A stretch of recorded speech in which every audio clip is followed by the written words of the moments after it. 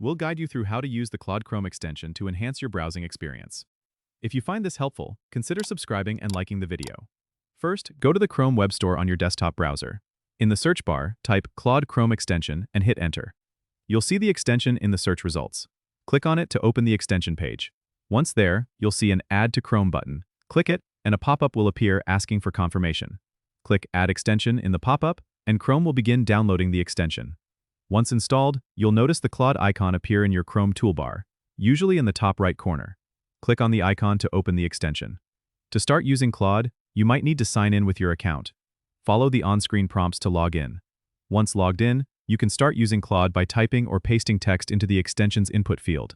Claude can help you with a variety of tasks like summarizing articles, generating text, or even answering questions. Simply type your request and press Enter. If you want to adjust any settings, click on the Settings gear within the extension window. Here, you can customize how Claude interacts with your input. Remember, the more specific your input, the better Claude can assist you. If you encounter any issues, try refreshing your browser or checking your internet connection.